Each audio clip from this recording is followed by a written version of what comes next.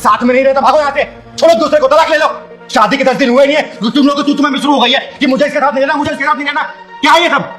तो दीदी मैं क्या करूं, आप ही बता दो। इस जैसे इंसान के साथ रहूं? अरे 10 दिन में इसकी असलियत मेरे सामने आ गई। शादी से पहले तो बड़ा बोलता था कि मुझे खुश रखेगा, रानी बना के रखेगा, और अब देखो रात दिन लड़कियों से बातें करता रहता है। ऐसे इंसान के साथ थोड़ी ना अपनी जिंदगी बिताऊंगी। क्यों बे, क्या चल रहा है ये सब? शादी के पहले क्या कहते, शादी के बाद में नहीं सुधर जाती है? दीदी ये झूठ बोल रही है, मैं फोन में नहीं लगा रहता हूँ। अच्छा मैं झूठ बोल रही हूँ? फिर कल रात को किस लड़की का कॉल आया था जो बोल रही थी कि जानू खाना खा लिया, टाइम से घर पहुंच गए? दीदी ये सफेद झूठ बोल रहा है। वो तो कल मैंने इसे रंगे हाथों पकड़ा, तब भी देखो कैसे झूठ बोल रहा है आपके सामने। क्यों बे, क्या बोल रही है तेरी लुगाई? देख सच सच बता, वरना मार मार के तेरा भूत बना दूंगी मैं। क्या चल रहा है सब? दीदी ऐसी कोई बात नहीं है दीदी, वो सिर्फ मेरे ऑफिस कलीग का फोन था। आपको तो पता है ना, मैं 24/7 ऑफिस में काम करता हूँ। नाइट में भी शिफ्ट होती है, डे में भी शिफ्ट होती है, सारा दिन काम होता है। दीदी उसने सिर्फ इतना बोला था कि तुम घर पहुंच गए, और घर पहुंच गए तो मुझे कॉल कर लेना ताकि कल की मीटिंग सेट हो जाए। बस इतनी ही बात थी दीदी, और इसने शक कर लिया। फिर ये मैसेज क्या है कि जानू घर पहुंच गए ना, फ्री हो कॉल करना? दीदी उसने जानू नहीं लिखा था, तुम सच बताओ, उसने जानू लिखा था क्या? अरे जानू नहीं लिखा था तो क्या हो गया, मैसेज तो किया था ना। और दीदी एक बात बताना, वो कौन होती है पूछने वाली कि ये घर पहुंच गए कि नहीं पहुंच गए?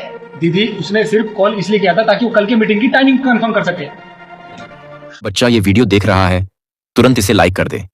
मैं तुम्हारा भगवान बोल रहा हूं, तुम्हारे माँ बाप हमेशा सलामत रहें और जो भी तुम करना चाहते हो उसमें तुम्हें कामयाबी मिले। अगर तुम चाहते हो कि मेरा आशीर्वाद सदा तुम्हारे साथ बना रहे तो इस वीडियो को लाइक करो और चैनल को सब्सक्राइब भी कर दो। अब ये माजरा समझ आ गया मुझे कि क्या चल रहा है तुम दोनों के बीच में। देखो दीदी, मुझे नहीं पता कि आपको क्या समझ में आया क्या नहीं आया, लेकिन मैं एक बात कहती हूँ, इस इंसान के साथ अब और नहीं रह सकती मैं। वैष्णवी तू बैठ पहले, तू बैठ।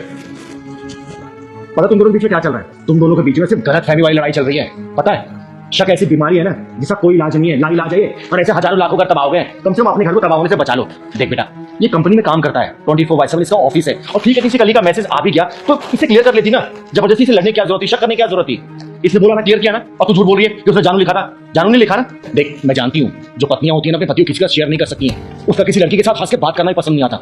लेकिन बेटा समझ इस बात को, जब बाहर निकले कमाएगा तभी तो घर परिवार खर्चा चला पाएगा ना। और छोटी छोटी बातों को लेकर क्लियर किया जाता है, शक नहीं किया जाता, समझी?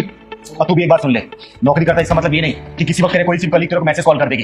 देख घर परिवार के रिश्ते ऐसे नहीं चलते बेटा, बहुत समझ बूझ से चला जाता है, समझा ना? और ऐसे कोई भी चीज इसके दिमाग में अगर शक घर कर बैठी है ना तो क्लियर करना। लड़ने झगड़ने से या फिर तलाक लेने से, अलग हो जाने से कोई समाधान नहीं निकलेगा। 10 दिन हुआ तुम्हारी शादी को, जब को मत हंसवाओ, समझे?